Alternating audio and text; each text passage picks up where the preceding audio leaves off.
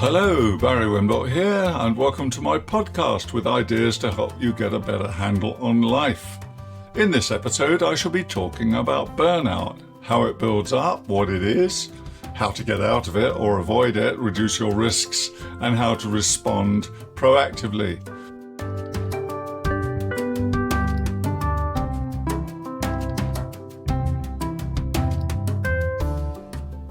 I get regular questions on this topic. Sometimes people ask specifically about burnout, but many of them talk about unremitting pressure from many different sources that can produce the constellation of symptoms that result in people burning out.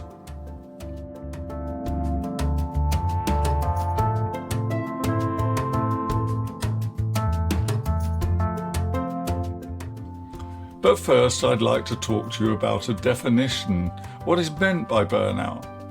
According to the World Health Organization, burnout is included in the 11th revision of the International Classification of Diseases, interesting that word diseases, ICD-11, as an occupational phenomenon.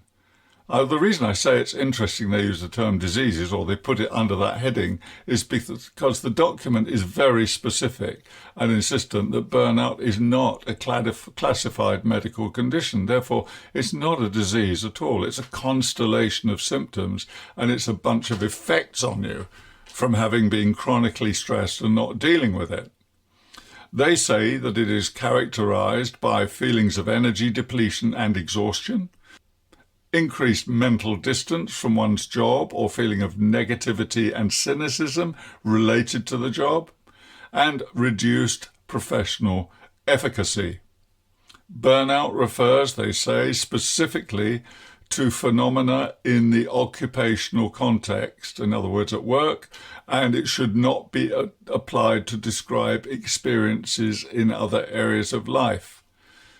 Well, I beg to differ a little on that final paragraph. It shouldn't be taken too literally in my view, because burnout can happen to people from pressures arising outside work. In fact, burnout was first identified in medical professionals and the caring professions, but of course many carers are not caring in a work-related capacity. They are caring for family members chronically ill, somebody who's chronically ill or with a chronic disability, for example.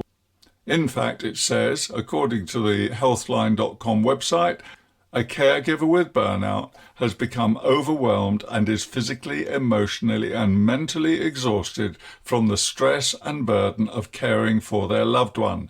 They may feel alone, unsupported, or unappreciated. They often haven't been taking good care of themselves, please note, I'll come back to that, and may be depressed. Now, I've worked a lot with carers. I was a long-term carer myself at one point in my life, rather sadly. I learned a lot in that experience. I've also worked a good deal with carers in the private capacity, as well as professionals in the medical health field, in the caring professions, as I call them. I've worked a lot with carers, and I've seen this happen and how hard it can be to protect yourself, because by the time people are on the slippery slope to burnout, they're often too knackered and too fed up, and they can't be bothered to do enough for themselves. And they're telling themselves a whole load of stuff about why they can't take respite care, for example. Oh, they can't manage without me and all of this. Or I don't deserve it. Because one of the things that happens with burnout is you start to lack a sense of confidence, and your self-worth really takes a dive, whether it's work-related or care-related, by the way. So when you're burning out or burnt out, or when you've been suffering from chronic stress for a long time, you're not in a good place to judge for yourself whether you are doing the best for yourself. So it's really important at that point to take advice on how to protect yourself and how to take a break and what to do while you're taking a break, because it's no good just taking a break. I'll touch on that later. So I'm talking about burnout regardless of the setting where it occurs. As an aside and relevant to caregiving again, you might also hear compassion fatigue talked about.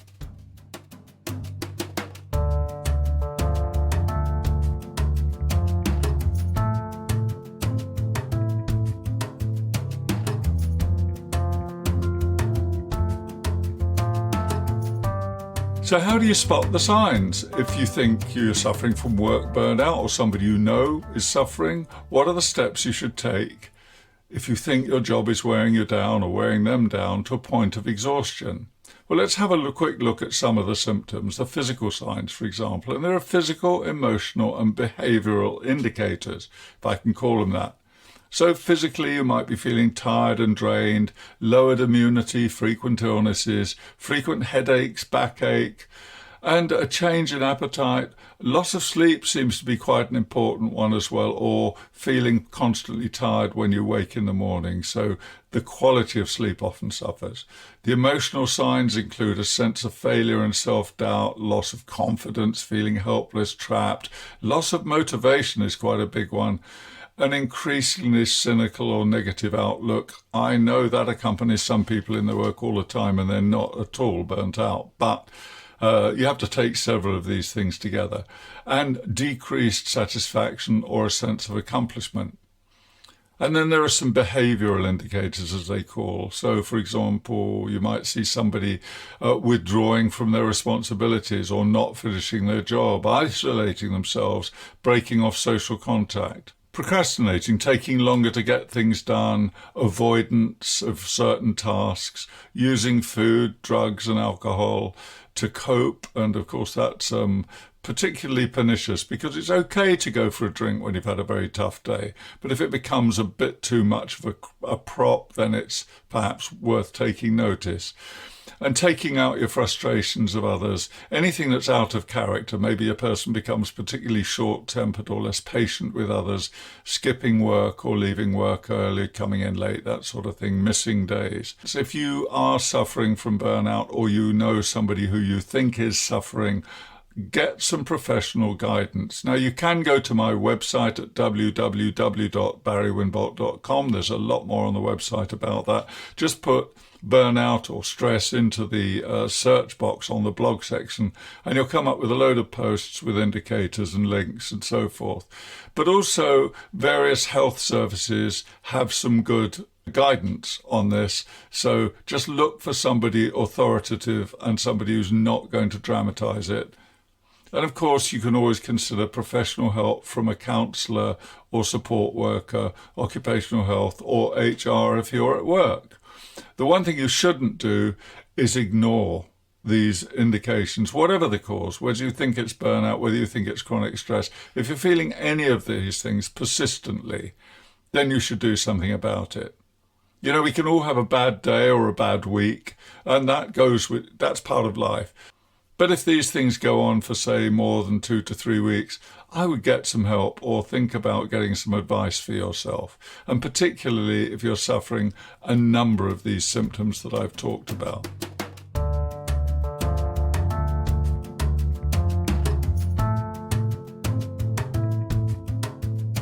If you're experiencing constant high demand and you're feeling pressure in your job, you can begin to suffer from chronic stress.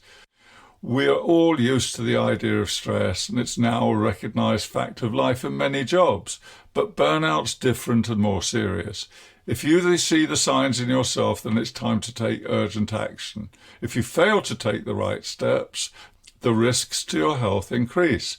The longer you leave it, the harder it will be to restore your normal vitality and motivation.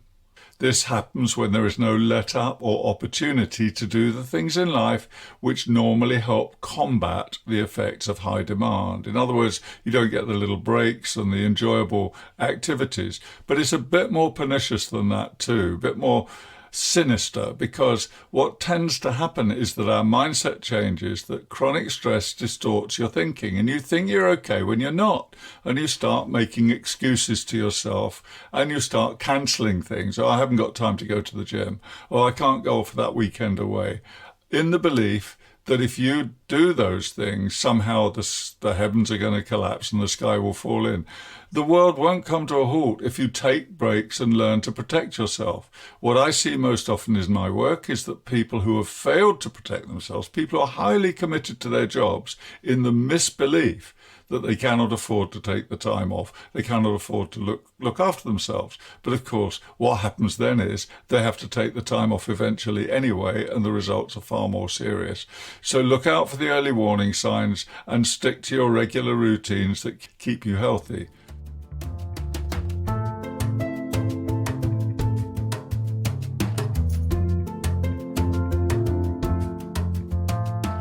Burnout is a reaction to prolonged and unremitting stress. As we've seen, it results in physical, emotional, and mental exhaustion. Typically, this is accompanied by negative feelings like cynicism, a loss of interest in the job, self-doubt and doubts about the value of your work, even the value of yourself, loss of confidence, and so forth. And it's not just about work. Increased pressure from circumstances at home, like caring for somebody who's elderly or ill, for example, can contribute because it depletes your energies and makes you less able to cope with the demands of your job.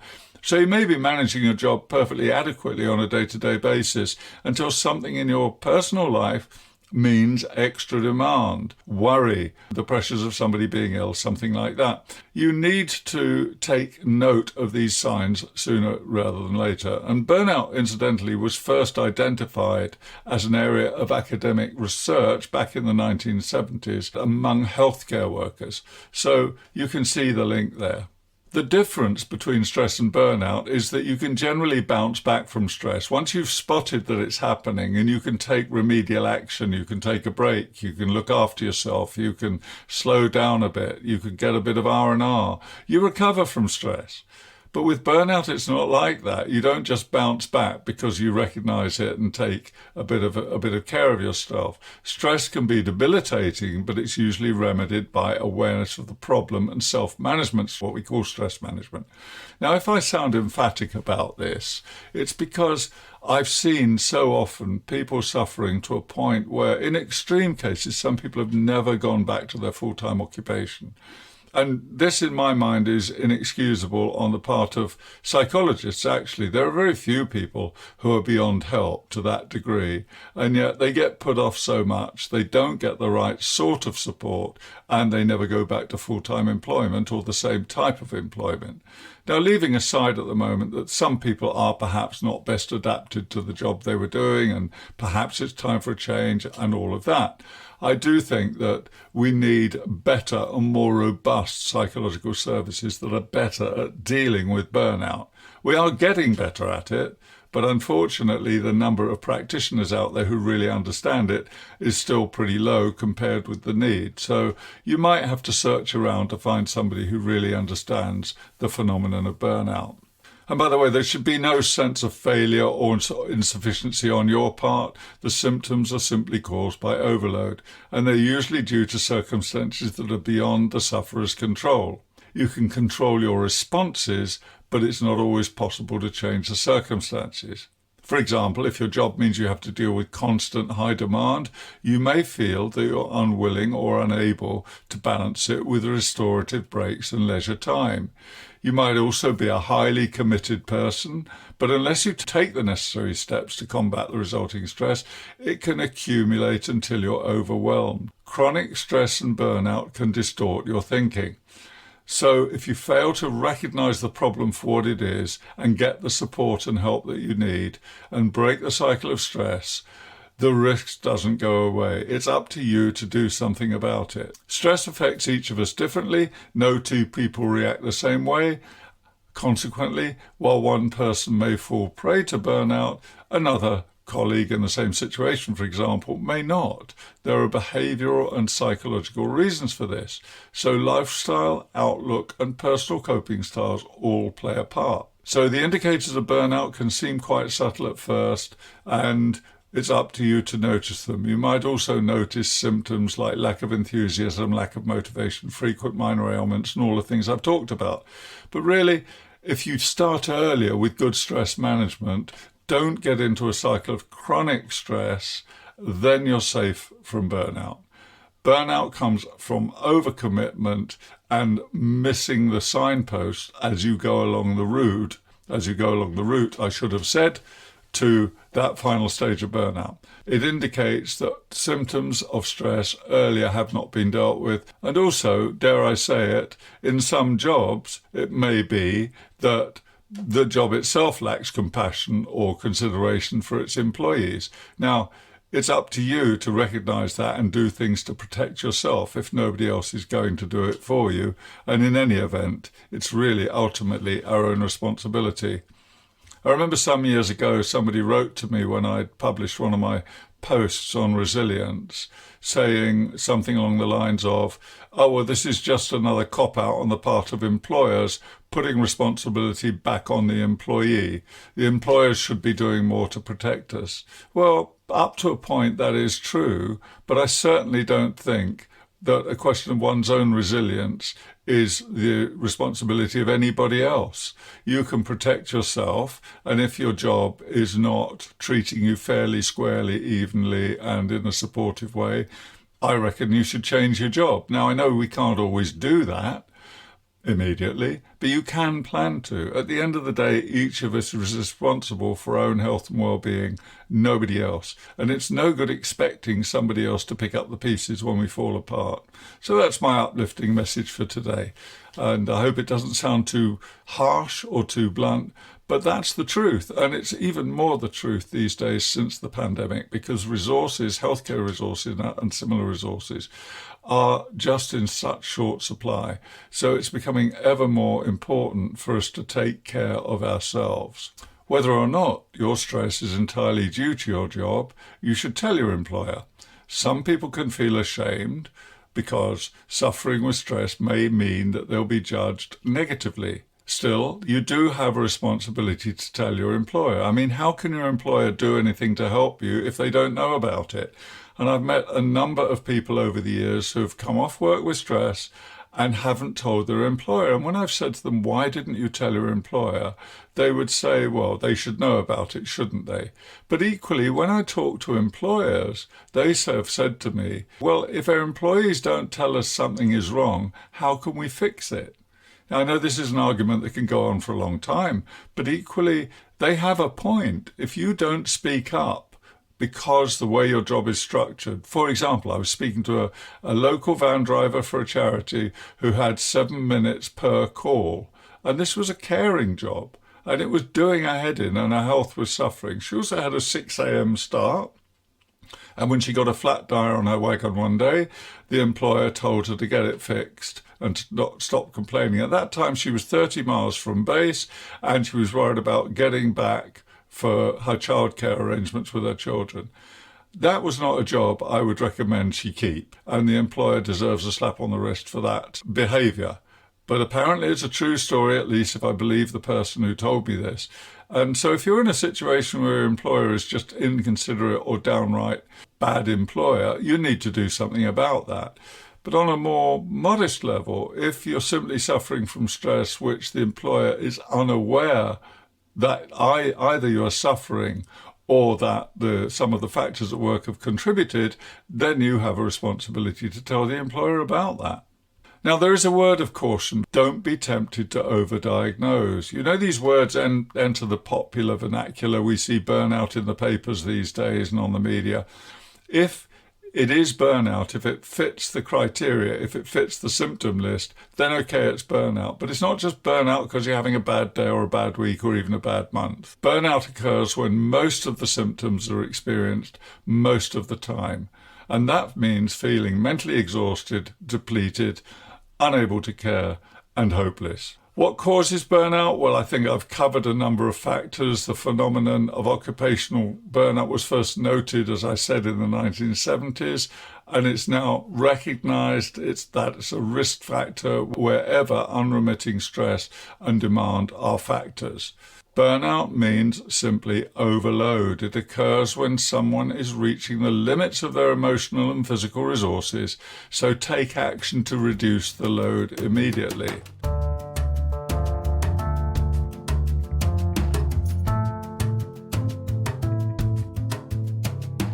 It is reversible, Early is better. The sooner you spot the signs, the better. The easier it is to recover. Don't wait for somebody else, as I've touched on, to fix it for you. Start by making those around you aware, your HR department, your family, whatever it happens to be, and get support. Learn stress management, have a plan, think strategically about your work, take regular breaks and do what you can at work. But if your work is really the problem and you're not able to change it, above all, don't hesitate in getting help, advice, professional help. If you have an EAP at work, an employee assistance program, consult them. Get a private practitioner outside work. If you'd rather do that, consult somebody like me. And I'm not toting for business here. I'm quite busy enough. Thank you very much. But I can give you advice if you send me an email. I'm always happy to do that, and there'll be no charge for that. Take a break from work if you have to, but be warned, a break from work is only useful if you tie it up with learning some new skills and develop a new outlook with regard to your work. If you just take a rest and start feeling better and go back into the same steaming cauldron of high demand of work, then probably you're still not equipped to deal with it. You have to learn some different coping mechanisms while you're taking that break, so you go back to work more resilient and better able to cope with the demands being placed upon you. Learn from experience. Stress distorts your thinking, so you can miss the warning signs. I've seen that so often in people.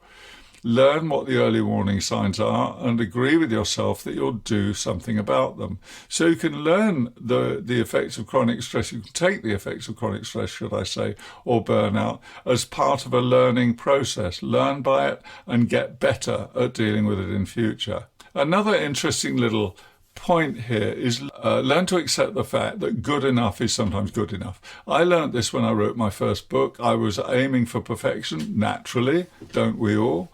And at some point I was way behind and the publisher was chasing me, and I finally, the penny dropped, and I thought, well, how many people are going to read this book, and how important is it to get it right first time? If I get this published, that's already a great milestone. Maybe it won't quite meet my exacting standards. Maybe it'll just be good enough for the publisher, but don't deliver more than you are asked to deliver at that point in time. Aim for good enough. We all want to deliver the best results we can. It's laudable. But it's impractical to expect to get things right every time. Measuring yourself against unreasonably high standards may help you achieve initially, but eventually it proves to be a rod for your back and you're setting yourself up for failure. So accepting that sometimes good enough will get the job done, even if it doesn't meet your standards, can really be an answer to a prayer. And in the meantime, build your resilience. Look at stress management, learn about things that increase resilience, and become better at managing yourself. I'm almost done with this topic because I could go on and on and on. I hope it's given you some useful pointers. But finally, what do you do to support a family member or a colleague who seems to be suffering with burnout?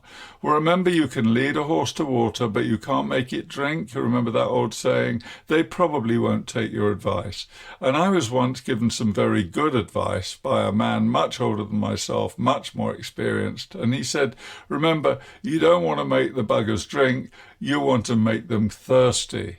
Now, I hope I haven't shocked you too much with my lapse in language there, and if you want to complain, by all means do. But a better strategy would be to just suck it up and put me down as somebody who swears occasionally, like we all do. Anyway, the point here is that actually it was a real eye-opener for me, because I thought, you often try and give advice to others around you, don't you? If you know what's best for them, and we all do, don't we? We always know what's best for other people, and we dish out advice left, right and centre. Then we get frustrated because they won't take our advice. But what about if you make somebody curious about what they could do for themselves? So, for example, you could be a good role model. You could seek help yourself, or in some other way generate curiosity about how they might help themselves. That's always going to work much better than trying to dish out remedies and advice. You could point them to the relevant blog post, website, TV program, or whatever it happens to be. So you may feel unsure about approaching a colleague when you're concerned about them. However, if you're seeing a change in their behaviour and you're concerned about them, approach them supportively and with due sensitivity and tell them you're worried. Tell them about your concerns. If you want to know more about burnout, resilience and remedies to stress, head on over to my blog at barrywimbolt.com, and of course, I'll be back next week with more relevant topics. For now, thank you for listening. If you've enjoyed this episode and you'd like to help support this podcast, please share it with others, post about it on social media, or leave a rating and review even. To catch all the latest from me, you can follow me on Instagram at barrywimbolt.com, on TikTok and YouTube. So, it's been great to have this opportunity to speak to you. It's always a privilege to dish out this stuff. I hope you found it interesting. Thanks again. Over and out. Goodbye.